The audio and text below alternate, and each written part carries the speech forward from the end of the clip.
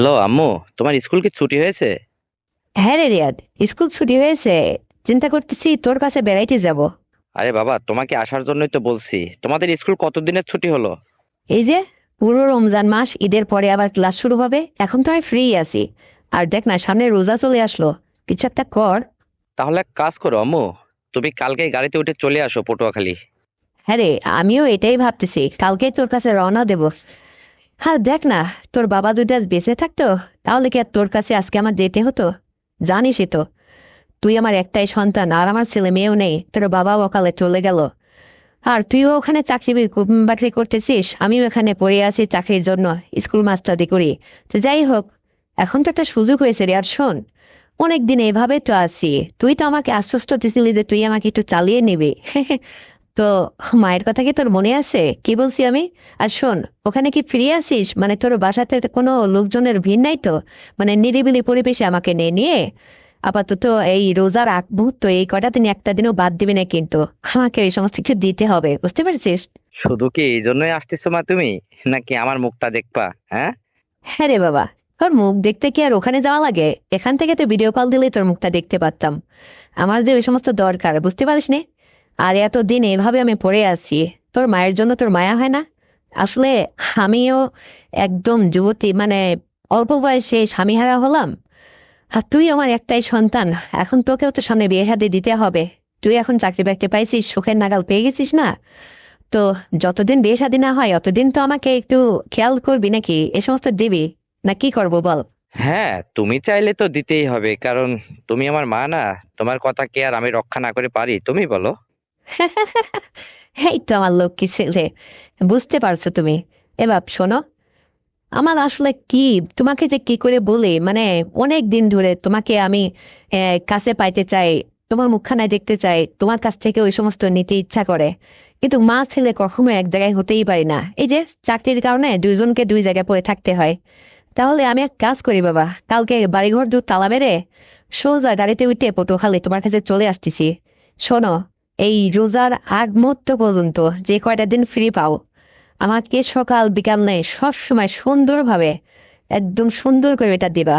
আর তুমি তো এর আগে আমাকে একদিন দিছিলে এই বাসা থেকে, আমি তো তোমার কাছ থেকে চেয়ে নিলাম। ওইটা অত মোটা বড়, আমার খুব পরানটা ভরে গেছিল রে বাবা। কারণ শোনো, ইতিপূর্বে ধর বাবা কখনো আমাকে এইভাবে আচার আপ্যায়ন করতে পারেনি, বুঝতে পারছো? আমি তার কাছ থেকে এতটা ওই কোনো রকম ভাবে ধরো তুমি আসছো দুনিয়াতে, এই আর কি। আর আমি চাই কি জানো, যদি আমার এখানে মাস্টারি করা না লাগতো, তাহলে তোমার কাছেই যদি ভাড়া থাকতাম, তাহলে এলাকার মানুষ, দেশের মানুষ এটা বুঝতেও না যে এরা মা ছেলে। তোমার কাছ থেকে একটা সন্তানাদি নিয়ে ওকে লালন পালন করে জীবনে বেঁচে থাকতাম। কিন্তু সেটা তো আর সম্ভব হচ্ছে না। মানুষের কাছে একটা পরিচয়ের ব্যাপার আছে না, যে এইটা কার, কোথায় পেলে, তখন কি জবাব দেবো? এই জন্য বলতেছি ওসব ওর আর দরকার নেই। এমনি থাকতে থাকতে যেটা হয় হবে, তুমি আমাকে সুন্দরভাবে ইয়ে করবে, আমি তোমার করবো আর মা না, তুমি বলছো না এটা? তুমি তো অনেক খুশি হয়েছিলে সেদিনকে, অনেক সুন্দর করে তো অনেক সময় ধরে এটা দিলে। আর আমি চাই কি, আমার খুব ভালো লাগছিল এই জন্য তোমার কাছে আসতে, আসলে চাইলেও আমি পারতেছি না। এই দেখো, স্কুলে সময় দিতে হয়, একটা দায়িত্ব, মাস্টারি করি এখানে। এখন একটু সময় হয়েছে, ছুটি পাইছি, তাই তোমার কাছে ছুটে চলে যাচ্ছি। তুমি আমাকে কিন্তু ফেরাই দিও না, সুন্দর ভাবে আমাকে এটা দিবে, বুঝতে পারছো? যত খুশি যেভাবে পারো। আর আমিও তোমাকে দারুণ ভাবে খুশি করব। আর সবচেয়ে বড় ভালো লাগছিল কি জানো?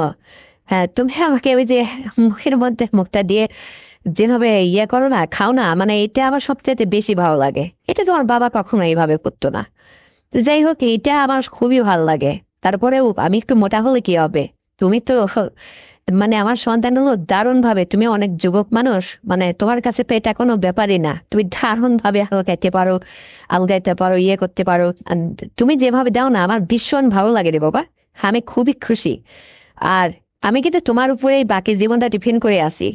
কারণ কি দেখো, তুমি যখন শাদী করবা, পরের মেয়ে তোমার সংসারে আসবে, তখন হয়তো তুমি একটু ভিন্ন, এখনকার যে সেই সময়টা একটু ভিন্ন হয়ে যাবে, তখন তোমার ঘরের বউকে সময় দিতে হবে। মায়ের কথা হয়তো মনে নাও থাকতে পারে, কিন্তু আমার দুয়ার তোমার জন্য সবসময় খোলা, তুমি যখন সুযোগ পাবে। যেহেতু তোমার বাবা বেঁচে নেই, আমাকে একটু চলানোর দায়িত্বটা তো তোমারই। তুমি এই ফাঁক ফোকর দিয়ে একটু চলাই নিও, মানে মাঝে মাঝে একটু দিও, তাহলে আর আমার কোথাও কোনো কিছু যাওয়া লাগলো না, কারোর সাথে কোনো কিছু কটু কথা আসলো না, তোমারও মান ইজ্জত থাকলো, আমিও ভালোভাবে দিন পার করতে থাকলাম, আর সুন্দরভাবে বাঁচতাম, এটাই আর কি। হ্যাঁ, তুমি এই নিয়ে চিন্তা করো না মা। দেখো, আমি আসলে চাইছি কি যে তোমাকে নিয়েই যদি এভাবে আমি সুখী হতে পারি, তুমি যদি আমাকে খুশি করতে পারো, আমার প্রয়োজনে কখনো শাদী করার ইচ্ছাই আর থাকবে না। কারণ আমি ইতিপূর্বে কখনো শাদী করার চিন্তা ভাবনা করতেছি না। কারণ তোমাকে যেহেতু চালাইতে হবে, তোমার সে আর ভালো মেয়ে কোথায় পাবো তুমিই বলো। তোমার যেমনি চেহারা, তেমনি তোমার নাদুস নুদুস সবকিছু মানে কোল ভরা। আরে সবকিছু দেখলেই তো আর পাঁচটা মেয়ের চেয়ে তুমি একদম আলাদা, অনেক সুন্দরী। আমার তো ভীষণ পছন্দ হয়েছে। সেদিন বাড়ি থেকে যেভাবে আমাকে দিছিলে না, আসলে আমি সেদিন থেকে তোমার কথাই ভাবছি, কিন্তু কখনো আর আমি তোমার কাছে নিজের থেকে এই কথাটা বলতে পারতেছি না। তো তুমি যেহেতু চলেই আসতেছো নেওয়ার জন্য, আসো, সমস্যা নেই। ঈদের পরে যাও, এখানেই ঈদ কাটাবো, কেমন হয় তাহলে বলো তো? হ্যাঁ, এটাও মন্দ কথা না রে, ভালো হয় তো রে বাবা। ওখানে এই ছেলে মা ছেলে দুজনেই না হিট করবো, সমস্যা কোথায়? টাকা তো বেতন ঢুকলে তো এখান থেকে আমি উঠাইতে পারবো, সমস্যা নেই। তবে তাহলে তো রোজার মাসেও তুই আমাকে ছালিয়ে নিতে পারবি, পারবি না? হ্যাঁ। হ্যাঁ আম্মু, আমি তো এই জন্যই বলছি। কারণ রান্না বান্না করার একটা ব্যাপার আছে। তুমি এখানে আসলে তো আর ওই কাজের বুয়ারে আমি এখানে রাখবো না, ওরে একটু 1-2 মাসের জন্য ছুটি দিয়ে দেব। তুমি এখানে থাকবা, তোমার হাতে রান্না খাওয়া যাবে, আর সবকিছুই আমার হবে। হ্যাঁ। এবার তোদের কোম্পানিতে তো ছুটি নেই মনে হয় না? না রে জান, আমার কোম্পানিতে ওই ঈদের আগে 3-4 দিন আগে ছুটি হবে একবারে, বেতন বোনাস সহ দিয়ে ছুটি দিয়ে দেবে। সমস্যা নেই, যেহেতু আমার বাসা আর কোম্পানি পাশাপাশি তো। তুমি থাকলে আর আমার কোনো চিন্তা নেই। আমারও ভীষণ লাগবে, বুঝতে পারছো, তুমি আসোই না। আরে বাবা, আমি তো কালকেই চলে আসতেছি। তুই আমাকে খুলে খালে দারুণ ভাবে ওইটা কিন্তু দিবি, বুঝতে পারছিস? আমি তোর হাত ধরে আপ্যায়ন নেওয়ার জন্য একদম ব্যাকুল হয়ে আছি। মনটা তোর কাছে চলে গেছে আজকেই, বুঝতে পারলি? আমি রাতটা পোহালেই কালকেই তোর কাছে চলে আসতেছি। তুই আমাকে দারুণ ভাবে বাবা আদর আপ্যায়ন করবি। দেখ না, মায়ের সেবা যত্ন করার জন্য কয়টা ছেলেই বা কাছে পায়, কয়টা ছেলেই বা এরকম ভাগ্য হয় যে মায়ের সেবা যত্ন করবে বল? তুই আমার সেবা যত্নে নিয়োজিত থাকবি, তোর আসলে ভালো হবে রে। আর আমার এই সমস্ত এই যে জীবন যৌবন এত সুন্দর সবকিছু তোর উপরে এখন ডিপেন্ড করতেছে। তুই এটা বাকি জীবনটা চালিয়ে নিবি রে, কারণ তুই এত সুন্দর করে আমাকে হাতরে ফ্যান করিস না, আমি দারুণ মুগ্ধ হয়ে যাই রে। খুবই খুশি হই আমি। এত সুন্দর করে দিস না, আমাকে একবারে যা তা করে ফেলবি, বুঝতে পারলি? আমি তোর অপেক্ষায় আসতেছি। কারণ অনেক দিনের জমানো স্বাদ, অনেক দিনের জমানো কথা আমার মধ্যে লুকিয়ে আছে, কাছে গেলে সব তোকে বলবো। তুইও আমাকে দারুণ ভাবে আপ্যায়ন করবি, সবকিছু দিবি, বুঝতে পারলি? আমার পরানটা জুড়ে যায় তোর কথা শুনলে, তোর এই সমস্ত ফেলে, বুঝতে পারছিস? তাই নাকি? আচ্ছা আম্মু, তুমি একটা কথা আমাকে বলো তো, দুনিয়াতে এত মানুষ থাকতে তুমি আমাকেই কেন ঠিক করলে বলো তো? এইটা আবার কেমন কথা রে বাবা? তোকে ঠিক করছে এই জন্য তুই আর আমি যদি মিলেমিশে চলতে পারি বাকি জীবনটা, তাহলে তো ঘরের কথা ঘরেই রয়ে গেল। বাইরের মানুষটা বুঝতে ভালো না, বুঝিস না কেন? আজকে দেখ, আমার আসলে যেটার অভাব, সেটা যদি আমি বাইরের মানুষের সঙ্গে চলাফেরা করি বা এই সমস্ত কাউকে বেছে নিই, তাহলে তোর আর আমার মানিজ্য থাকবে বল? তুই এখন বড় হয়েছিস, তোরে তো একটা সম্মান আছে, মানুষে বলবে অমুকের মা এটা করলো সেটা করলো, তখন কি তোর মানিজ্য থাকবে বল? এই জন্য তো তুই আর আমি ফিরে থাকলে ঘরের কথা ঘরেই থাকলো, আমারও জীবনটা চলতে পারলো সুন্দরভাবে, তোরও হলো, যেহেতু তুই এখন যুবক হয়ে গেছিস না, তোরও তো অনেক কিছু দরকার, আর সেটা তো ভরপুর আমার কাছেই আছে। তাহলে তোরই বা বাইরে যাওয়া লাগবে কেন? আর আমি বা বাইরের মানুষকে খুঁজবো কেন? এটাই ঠিক আছে না? এই জন্য এই সিদ্ধান্তটা নিলাম আমি ভেবে ভেবে। এই জন্য তো তোকে সর্বপ্রথম বাড়ির থেকে প্রথমে ধরছিলাম একদিন। হ্যাঁ, এই যে এখন আমার ভীষণ আনন্দ হচ্ছে রে, আগামীকালকেই যে তোর কাছে যাব না, এই কথাটা ভেবে এই যে তোর সাথে কথা বলতেছে না, ওদিকে আমার কি যে হচ্ছে তোকে এখন বলবো না, যা। হ্যাঁ, কালকে এসে সবকিছু বুঝিয়ে বলবো, বুঝতে পারলি? তাই নাকি? মা শোনো, তোমার খুশির জন্য আমি দুনিয়ার সবকিছু করতে পারি। তুমি আমার মা না, তোমাকে খুশি করাটাই আমার কাজ। তোমার আমি একটা মাত্র সন্তান, তুমি আমার কাছে যা চাইবে আমি যেন তোমার সমস্ত আশা পূরণ করতে পারি, এটাই হচ্ছে আমার কাজ। তাহলে তুমি কালকে সুন্দরভাবে গাড়িতে উঠে ঠিকঠাক মতো আমার এখানে এসে পৌঁছাও। গাড়িতে ওঠার আগে একটা ফোন দিও। আর আমি বাসাতে কিছু বাজারঘাট করে মাছ মাছ মাংস কিনে বাসাতে রাখবো, তুমি এসে ওটা রান্না করে তারপরে আমাকে নিজ হাতে খাইয়ে দেবে, খাওয়াবে। তারপরে বাকিটা শুরু হবে। তোমারই কত লাগবে আর আমারই কতটা শখ হয়েছে তখন দেখা যাবে, বুঝতে পারছো? আরে বাবা, আমার আশেপাশে কেউ থাকে না তো, কোনো সমস্যা নেই। তাই নাকি? আরে বাবা, তুই যেদিন বাড়িতে ওই যে প্রথম দিন করলে না, সেদিন একটা জবর কেমন যেন একটা শব্দ করছিলে তুই। আর এইটা আমার একটু ভয় হচ্ছিল জানিস, আশেপাশের মানুষ আবার বুঝে না ফেলে। এই জন্য ভাবতেছি যে তোর পাশের রুমে টুমে আবার অন্য কোনো মানুষ থাকে নাকি। কারণ তুই যেভাবে শুরু করলে করিস, মানে আর 5 গ্রামের মানুষ যেন এটা বুঝে ফেলে। এই জন্য আমি আসলে চিন্তা করতেছি রে। না মা, তুমি এই নিয়ে কোনো চিন্তা করো না তো। আমি ফ্ল্যাট বাসা নিয়ে থাকি, 3 তলায় আমার বাসা। একদম নিরিবিলি, আমার আশেপাশে কোনো ফ্যামিলিও থাকে না, কিচ্ছু থাকে না। ওই 4 তলায় থাকে, দোতলায় থাকে, আমি আছি 3 তলায়, পুরো ফ্ল্যাটটাই জুড়ে আমি আছি। তুমি এদিক দিয়ে কোনো টেনশন করিও না, অনেক টাকা দিয়ে বাড়ি ভাড়া করে থাকছি আমি। তুমি আসো না, তারপরে বুঝবে। তুমি আমি যদি ওই ঘরের মধ্যে যদি সারাদিন ওই জোরে জোরে কথা বলি, তারপরও অন্য কোনো মানুষ এটা আমাদের কথা শুনবেও না, বুঝবেও না। আমরা একদম সেপারেট থাকবো, এদিক দিয়ে নিশ্চিত আছে। গ্রামের বাড়িতে তো এরকম একটা সমস্যা হতেই পারে, যেহেতু আমরা গ্রামে বাস করি।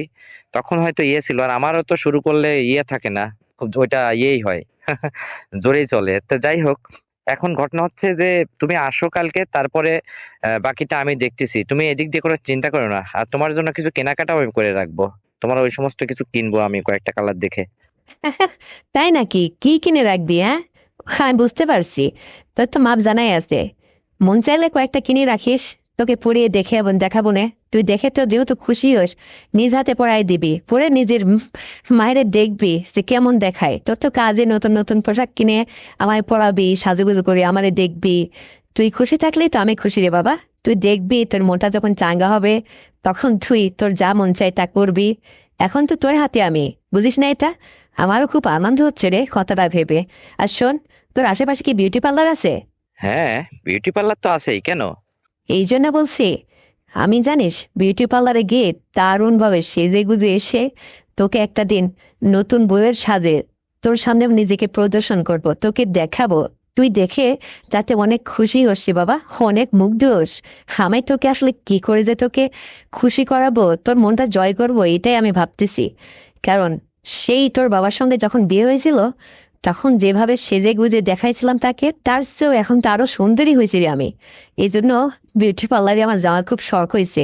আমি যে বিউটি পার্লার থেকে সেজে গুজে এসে তোকে দারুণ ভাবে একটা দিন আমি নিজেকে প্রদর্শন করব, তুই দেখবি। তুই যেন খুশি হোস। তারপরে তুই খুশি থাকলে তো তোর মনে কত বাসনা জাগবে, তখন সবই হবে। সবকিছু আমি পাবো সুন্দরভাবে, এই চিন্তার আশাই যাবো একটা দিন। এই জন্য জিজ্ঞেস করলাম। তো শোনো বাবা, তো রাখতেছি, অনেক কথাই তো হলো। তো আমি একটু গোছগাছ করে নিই, কালকে রেডি হয়ে আমি গাড়িতে ওঠার আগে তোমাকে ফোন করে জানিয়ে দেবো। তুমি ভালো থেকো। আচ্ছা ঠিক আছে, তো রেখে দাও, বাই। তো বন্ধুরা, আমার এই সংলাপটি শুনে তোমাদের কেমন লেগেছে অবশ্যই কমেন্ট করে জানাবে। আর যদি বিনোদন পেয়ে থাকো, তাহলে এই চ্যানেলটিকে এক্ষুনি সাবস্ক্রাইব করে দাও, ভিডিওতে একটা লাইক দাও, আর শেয়ার করে তোমার কাছের বন্ধু বান্ধবকে শোনার সুযোগ করে দাও। আর হ্যাঁ বন্ধুরা, আগামীকাল আরো সুন্দর গল্প নিয়ে আসছি। ততক্ষণে সবাই তোমরা নিজের স্বাস্থ্যের যত্ন নেবে, তোমার ছোট্ট সন্তানকে নিয়মিত স্কুলে পাঠাবে, এই প্রত্যাশায় আল্লাহ হাফেজ। হ্যালো মুক্তার। হ্যাঁ, কে? আরে বাবা, আমি তোমার শাশুড়ি, চিনতে পারতেছো না? কথা শুনেও কি বোঝো না যে কে ফোন করছে? ও, কি হয়েছে আম্মা? কিছু বলবেন? এ বাবা, বলতে তো অনেক কিছুই চাই, আসলে তো বলে তোমাকে সারতেই পারি না। শোনো, তোমার শ্বশুরের জ্বালায় তার বাড়িতে টিকতেই পারতেছি না। আর একটা কথা বলি, আমার ওই শেফালি কেমন আছে? ওরা সবাই ভালোই আছে তো বাড়িতে? হ্যাঁ মা, ওরা তো সবাই ভালোই আছে, কিন্তু আপনি কি বলতে চাচ্ছেন? শ্বশুর আবার আপনারা কি করলো? বাড়িতে টিকতে পারতেছেন না? আরে বাবা রে, তোমার শ্বশুর আজ 2টা মাস কোনো কাজকর্ম নেই, একদম বসে আছে। আরে বাড়িতে বসে এই টাকা দাও, এটা দাও, ওইটা দাও, ওই আমার জমানো টাকা ভাঙে ভেঙে খাই, আর দিতে একটু দেরি হলে আমার সাথে কি শুরু করছে। কি করবো তাই বলো তো? আর তোমার কাছে লজ্জা করে ফোন টোন দিচ্ছি নি, যে ফোন দিলে তুমি আবার জামাই মানুষ কি মনে করবা, এই জন্য কিছু বলতেছি নি। তুমি আমার কিছু টাকা পয়সা হাওলাত দাও তো, মানে ঈদটা আপাতত পার করি। তাছাড়া তো তোমার শ্বশুরের জ্বালায় তো আর আমি কিছুই পারতেছি না। মানছে ঈদ আসে স্বামীর কাছ থেকে টাকা পয়সা নেয়, আর তোমার শ্বশুর আমার কাছ থেকে আরো টাকা পয়সা জমানো টাকা নিয়ে নিয়ে খরচ করে শেষ করতেছে। তাহলে নাকি আবার এখন টাকা দিতে হবে? আমার কাছে যখন তখন এসে আপত্তি করে। সবসময় আমি টাকা পয়সা কই পাবো বলো? এই জন্য বলতেছি, শোনো বেটা, তুমি আমারে ঈদের আগে 1010 টাকা দাও, আমি ঈদের পরে তোমার শোধ করে দিবা না, বুঝতে পারছো? তা না হয় বুঝলাম আম্মা, আপনার আমি ঈদের আগে 10,000 না 20,000 টাকা দেবো, কিন্তু আমার একটা কথা মানতে হবে আপনার, বুঝতে পারছেন? ওরে বাবা, কথা মানতে মানতেই তো আজ এই পর্যায়ে চলে আসলাম। কি বলবা তুমি, আবার কি বলবা বলো। না, তাহলে থাক।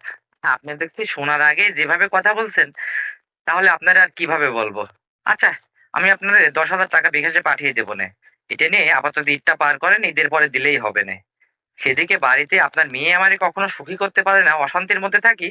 আর আপনার মতো এরকম একটা জোয়ান মদ্দা শাশুড়ি থাকতে আমার এতটা কষ্ট। আচ্ছা যাই হোক, সেসব কথা তো আর আপনাকে বলে লাভ নেই। আপনার শাশুড়ি, আপনিই বা আমার জন্য আর কি করতে পারবেন। টাকাটা আমি পাঠিয়ে দেবো নে, ঈদের পরে দিলেই হবে। হ্যাঁ গো মুক্তার, তুমি আমাকে কি বলতে চাচ্ছ? যে আমি কি বলছি তোমারে যে তুমি এই কথা বলতেছো? তুমি কি কি যেন বলতে চাচ্ছ? টাকা দেবে আর কি কি সত্য জুড়ে দিলে, আগে এটা বলো। না মা, আমি আপনার এই কথা বলতেই চাচ্ছি না। আর আপনি এখন কোথায়, মানে আপনার আশেপাশে কি কোনো লোকজন নেই তো, মানে আপনার আর আমার মোবাইলে কথা শুনতেছে? শোনেন, কেউ যেন না শুনে, একটু আড়ালে যান, তারপর বলতেছি আমি। আরে বাবা, আমি ওই যে আমার বাড়ির পিছনে কাঁঠাল গাছতলায় দাঁড়িয়ে তোমার সাথে কথা বলতেছি, আমার আশপাশে কোনো মানুষ নেই। তুমি নিশ্চিন্তে বলে ফেলো তো, কি বলতে চাচ্ছ আগে সেটা বলো। তারপরে আমি ভেবেচিন্তে দেখি তোমার এমন কি কথা সেটা রক্ষা করা যায় কিনা। তাহলে শোনেন, আপনারে যে আমি 10,000 টাকা হলার দেব, এই টাকা তো বসে খাইলে খুব বেশি হলে 1 মাসও যাবে না। ঈদের বাজার সব ফুরিয়ে যাবে। তারপরে শ্বশুর তো কাজকর্ম করে না, তারপরেও তো আবার আপনার লাগবে। তখনও না হয় আমি আপনারে আবারও দিব। এই টাকা কখনোই ফেরত দিতে হবে না। কিন্তু একটা শর্ত আমার মানতে হবে। যদি এটা পারেন, তাহলে আর আপনার সাথে আমার কোনো বাদাবাদি নেই। আমি টাকা আপনারে পাঠিয়ে দিচ্ছি, বা নেক্সটে আবারও দেব।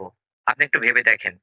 কিন্তু মুক্তার, তুমি টাকা দেবে, টাকা নেবেই না কেন, এই কথা বলতেছে কেন? রাগ করে বলতেছে না তো? আরে না রে আম্মা, আমি রাগ করে বলবো কেন? আপনার শাশুড়ি, আপনার উপর আমার রাগ করলে চলবে? সেদিকে আপনার মেয়ে আমাকে কখনো সুখী করে চলতে পারতেছে না, আমার মন জুগায় চলতে পারে না। এক কথা, আপনার মেয়ের কাছ থেকে আমি কোনো সুখই পাই না। এই জন্য বলতেছি যে আপনার শাশুড়ি, আপনার তো এখনো জন্মদা, খুবই নাদুস নুদুস হ্যান্ডসাম। আর আপনার মতো শাশুড়ি থাকতে আমি কেন এরকম, আমি ভোগ পাবো, কার কাছে এই কথাটা বলবো বলেন? এই জন্য বলতেছি আপনাকে, আমি কি বলতে চাচ্ছি আপনি কিছু বুঝতেছেন না।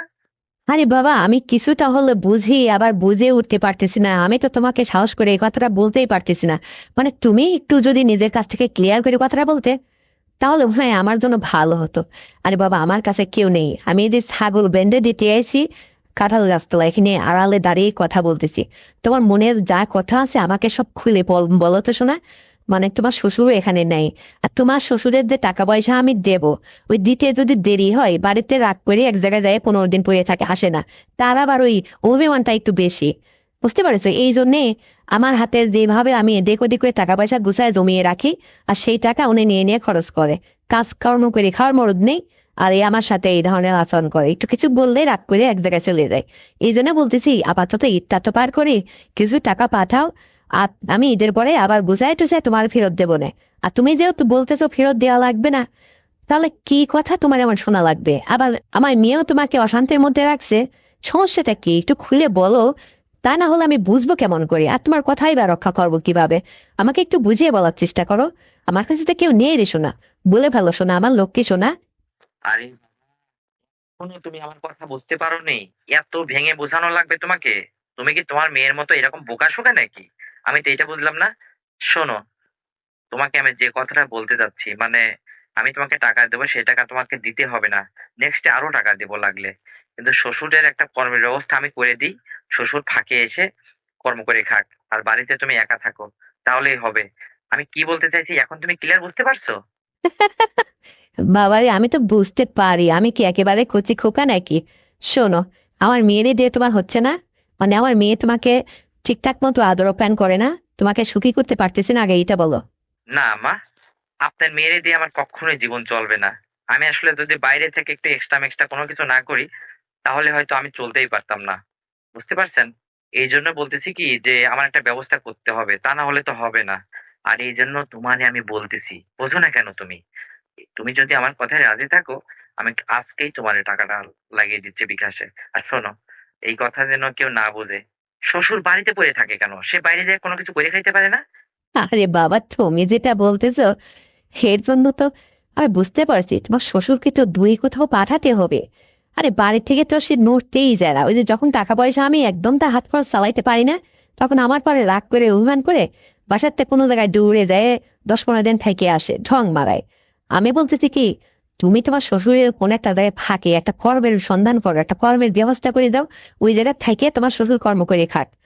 তার আমি এখানে তখন বাড়িতে একা হয়ে যাব, তুমি তখন মাঝে মধ্যে আমার কাছে এখানে একটু হাসো, বুঝতে পারছো? তুমি যা বলতে চাচ্ছ আমি কি বুঝি না? আমি তো সবই বুঝতে পারছি, কিন্তু তুমি আইসো। কিন্তু তোমার শ্বশুর থাকলে তো সম্ভব না, বোঝো না এটা? তোমার শ্বশুরকে তো বাড়ির থেকে অন্য একটা জায়গায় পাঠাতে হবে, না থাকলে কেমন করে সম্ভব তুমি বলো? বুঝতে পারছি বিষয়টা। তাহলে তুমি তো আমার প্রস্তাবে নিশ্চয়ই রাজি হয়ে গেছো, তাই না? হ্যাঁ, তোমার প্রস্তাবে রাজি হয়ে না থাকে কে পারা যায়? হাজারে হলো তুমি আমার জামাই, তোমার ঘরে আমার মেয়ে দিয়ে রাখছি। মেয়ের কাছ থেকে যেহেতু তুমি জীবনের সুখ শান্তি কোনো কিছুই পাচ্ছ না ঠিকঠাক মতো, তাহলে তো তোমার দেখাশোনার দায়িত্বটা আমারও একটু আছে, তাই না? আর আমার যেহেতু ভান্ডারে কম নাই, অনেক কিছু আছে, তোমাকে দিলে তো আর ফুরবে না রে বাবা। কিন্তু ওই যে প্রবলেম তোমার শ্বশুর বাড়িতে থাকে, এই জন্য বললাম। আর আগে একটু হেজে করে করে তোমার কাছ থেকে শোনার ট্রাই করলাম যে তোমার মুখ দিয়ে এই কথাটা আগে বের করো। আমিও শুনছি তুমি নাকি সুন্দরভাবে অনেক বেশি কিছু পারো। এটা মেয়ের কাছ থেকে শুনছি রে বাবা, আমি কি খোঁজ নেই না তোমার? কিন্তু আমি জানি রে বাবা, ওর মেয়ে তোমাকে আসলে যে এরকম করে চলতেছে, আমার পেটের মেয়ে বলে কথা, এটা অসম্ভব, মেনেই নেওয়া যায় না। তারপরেও তো আসলে সবাই একরকম হয় না।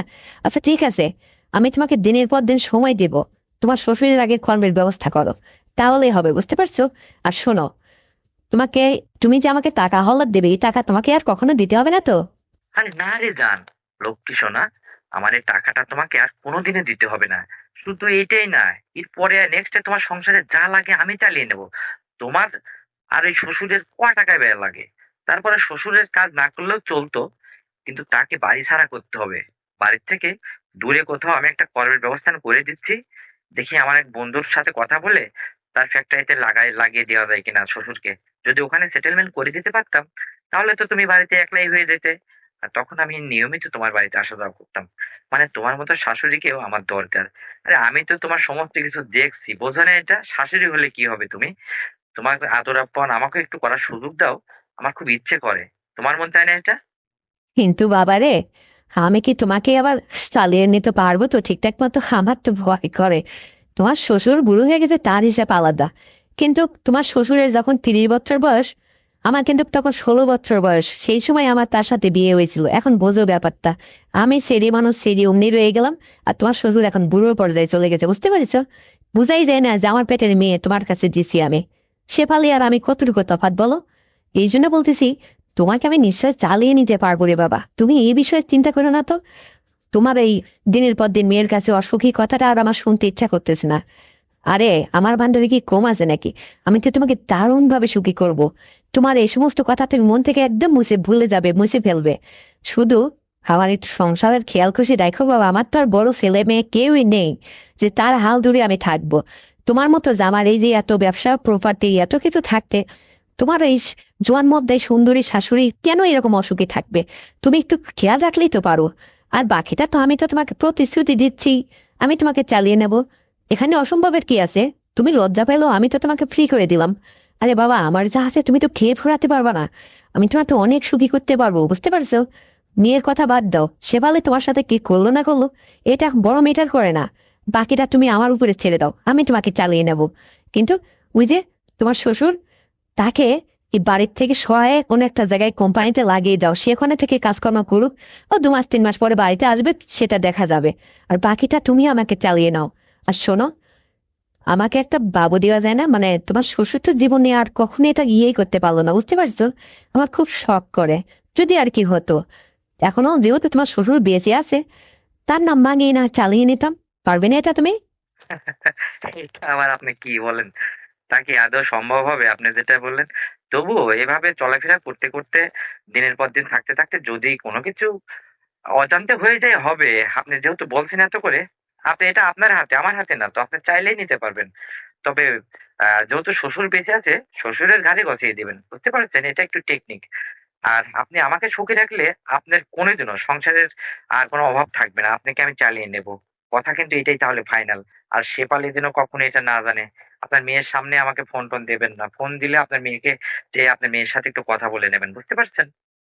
মুক্তার, তুমি যদি এই সহযোগিতা করো বাবা আমাকে, তাহলে যে আমার কি ভালো হতো তোমাকে আমি বুঝাইতে পারবো না। আমার অনেক দিনের সাধনা, অনেক দিনের শখ, জানো, এটা যদি তুমি আমাকে পূরণ করো, আমি তোমার কাছে চির কৃতজ্ঞ থাকবো। কারণ এটা আদৌ কারো দ্বারা কি সম্ভব তুমি বলো? আমি বা এখন কোথায় যাব? হাজার হলো আমি তোমার শাশুড়ি, আমার ভালো মন্দ খোঁজ খবর নেওয়ার দায়িত্বটা তো তোমার আছে অবশ্যই, যেহেতু তুমি আমার জামাই। আর তোমার ঘরে আমার মেয়ে বলে আছে বলে কথা, তাই না? এখন শেফালি তোমাকে কতটুকু কি সুখী করলো, কি দিল না দিল, কি হলো না হলো, এই নিয়ে তুমি মন খারাপ করো না রে বাবা। বাকিটা আমি তোমাকে দেখে নেব। তুমি আমার উপর একটু ছেড়ে দাও তো। তুমি শুধু আমার উপর একটু খেয়াল খুশি রাখো, এটাই হবে। আর শোনো, মাঝে মাঝে তোমার কাছে একটু আমাকে নিয়ে যাও। আমি শুনতে পারলাম যে তুমি নাকি বাসা ভাড়া থাকছো, ওখান থেকে ওই 15 দিন পর পর বাড়িতে আসো। তো তোমার কাছে আমাকে দু একবার নিলে কি হয়? ওখানে যায় শাশুড়ি আমার কাছে 2-4 দিন থাকে না? থাকলে কার কি হতো? তোমারই তো ভালো হতো। পাগল ছেলে, হাতের ঘরে পাইতে বোঝো না এটা? নেওয়া যায় না? একটু ভেবেচিন্তে দেখো। মানে আমার মেয়েও যেটা এটা না বোঝে, বুঝতে পারছো আমি কি বলতে চাইছি? আরে বাবা, এখানে তো আমি বাসায় থাকি কেন এটা তুমি নিশ্চয়ই বুঝতে পারোনি। আমি তোমাকে বুঝিয়ে বলি। তোমার মেয়ের কাছে গেলে তো তোমার মেয়ে আমাকে কোনো কিছুতে, তার কোনো ব্যবহারে আমাকে মুগ্ধ করতে পারে না, আমাকে ওই সমস্ত কোনো কিছুতে সখী করতে পারে না। আর আমার মতো এইরকম হ্যান্ডসাম একটা যুবক ছেলের কি লাগতে পারে তুমি এটা জানো না শাশুড়ি হয়ে? এই জন্য আমি তোমাকে বলতেছি যে এখানে এসে থাকার একমাত্র উদ্দেশ্যই হচ্ছে আমার বাইরে থেকে কিছু আমার বান্ধবী আছে, তারা এখানে আসে আমার সঙ্গে অ্যাক্টিভ ভাবে, মাঝে মধ্যে তারা সময় দিয়ে যায়। আর এখান থেকে আমি এইভাবেই কিন্তু মানে খুব ভালো দিনকাল কাটাচ্ছি। আর তুমি যদি আমাকে সময় দাও তাহলে এদের তো কারো দরকার নেই, কারণ ওরা তো আমার কাছ থেকে প্রচুর টাকা হাতিয়ে নিয়ে যায়। আমি এটা করতে যাব কেন? এটাকে আমি কোনো সংসারের কাজে লাগাবো। তুমি যদি আমাকে সময় দাও তাহলে তো আমার ভালোই হয়। তুমি আসো, ঈদের পরেই আমার বাসাতে চলে আসো, এসে 7 দিন থেকে যাও। পারবা আসতে? তাই নাকি? আরে বাবা, এইরকম হলেই তো ভালো হয়। আমি তো এই কথাটাই তোমাকে বলতেছি, তুমি বুঝো না কেন?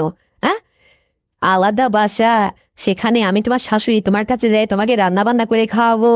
আর তোমার যেটা দরকার সেটা যদি আমি ওখানে যাওয়ার পরে তোমার মনটা খুশি হয়, ভালো হয়, আমি চেষ্টা করব তোমাকে, আপ্রাণ চেষ্টা করব খুশি করার জন্য। আর ওই সমস্ত যে সমস্ত তোমার বান্ধবীরা এসে তোমাকে চালিয়ে নেয়, ওরা আবার কি তোমাকে এত খুশি করতে পারে? ওরা তো আসলে টাকার লোভে পড়ে, বোঝো না এটা? আর আমার কি তাই? আমার উদ্দেশ্য আমার জামাই যেন খুশি থাকে।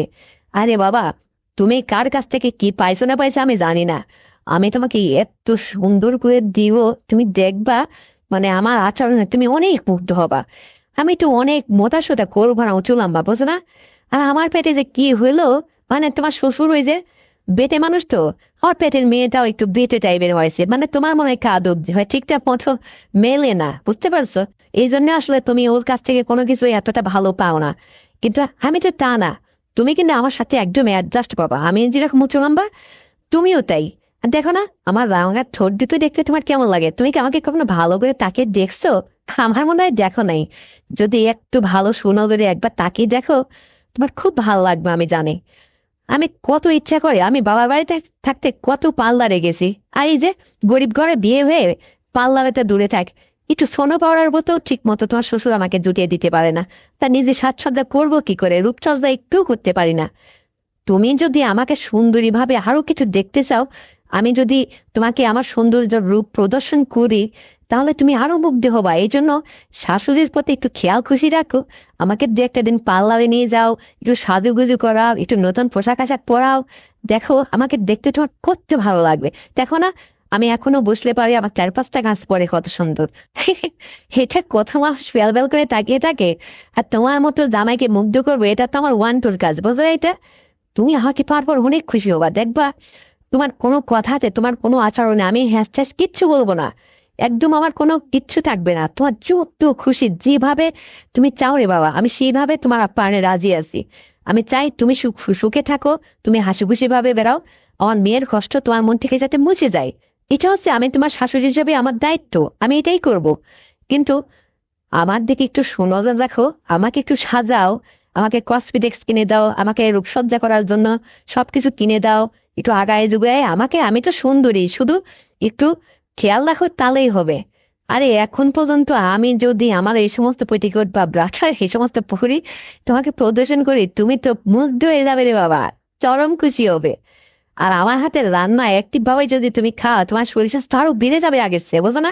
এমনিই তোমার দেখতে সুন্দর, কত সুন্দর চেহারা, তারপরে আরো সুন্দর হবে। কিন্তু মেয়েকে কখনোই এটা বুঝতে দেওয়া যাবে না, শেফালি যেন এটা কখনোই না বোঝে, মানে তোমার সাথে আমার এত সুন্দর সুসম্পর্ক তৈরি হয়েছে নতুন করে, এটা যেন শেফালি না বোঝে। আমার মেয়ে বলে কথা, ও আবার শুনলে কিন্তু কিছু একটা মনে করে বসবে, তোমার সাথে আবার সে অশান্তির কারণ হতে পারে, বোঝো না এটা?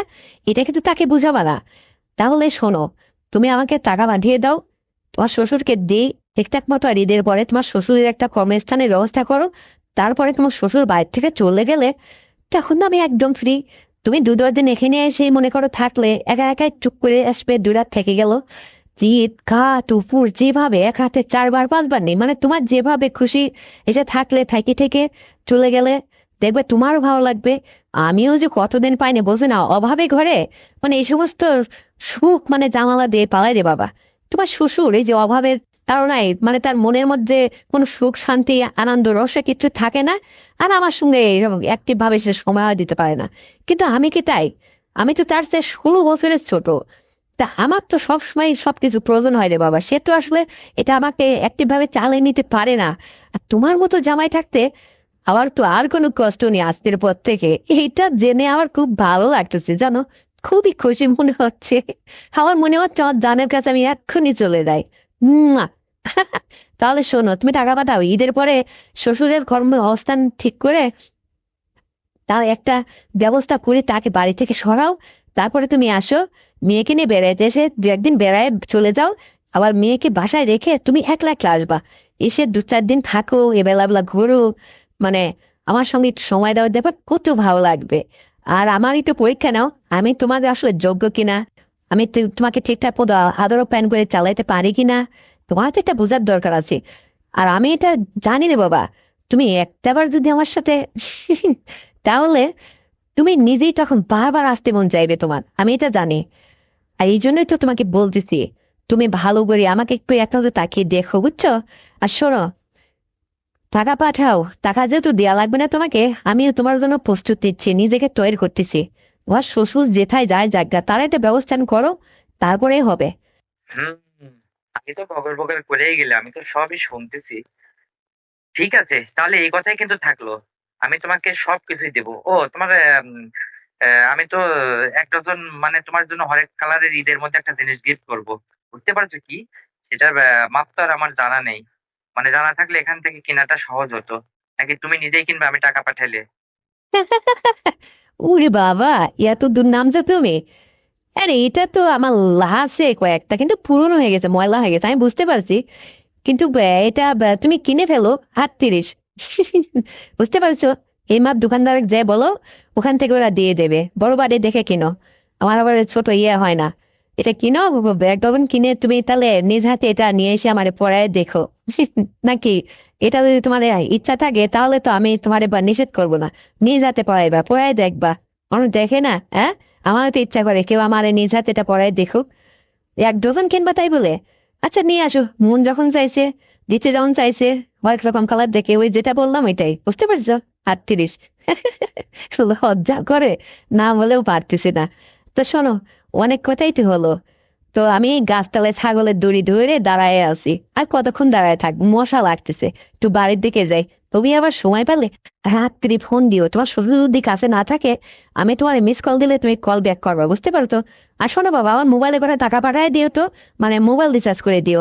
আমার ফোনে টাকা নেই, মিস কল দেবো মনে হয় টাকাও নেই, 3 টাকা না কয় টাকা যেন ছিল, মানে সে ভাই তোমার শ্বশুরের ওই ফোন দিয়ে আমি কথা বলতেছি, আমার নাম্বারে তুমি ফোন দিবা, বুঝতে পারছো? তো রাখি এখন। আচ্ছা ঠিক আছে। আমার বাসায় ওই যে আমার একটা গেস্ট আসছে, তো ওকে বিদায় করে দেবো। আমি ওই যে বারান্দায় এসে কথা বলতেছি তোমার সাথে। ঠিক আছে যান, তাহলে রেখে দাও। পরে যদি রাত্রে সময় পাই আমি ফোন দিব, তুমি ফ্রি হলে একটা মিস কল দিও। তো ওকে, আল্লাহ হাফেজ। তো বন্ধুরা, আমার জামাইয়ের সঙ্গে শাশুড়ির এই সংলাপটি শুনে তোমাদের কেমন লেগেছে? যদি ভালো লেগে থাকে তাহলে এক্ষুনি চ্যানেলটিকে সাবস্ক্রাইব করে দাও, ভিডিওতে একটা লাইক দাও, আর শেয়ার করে তুমি তোমার কাছের বন্ধু বান্ধবকে শোনার সুযোগ করে দাও। আর হ্যাঁ বন্ধুরা, আগামীকাল আরো সুন্দর গল্প নিয়ে আসছি।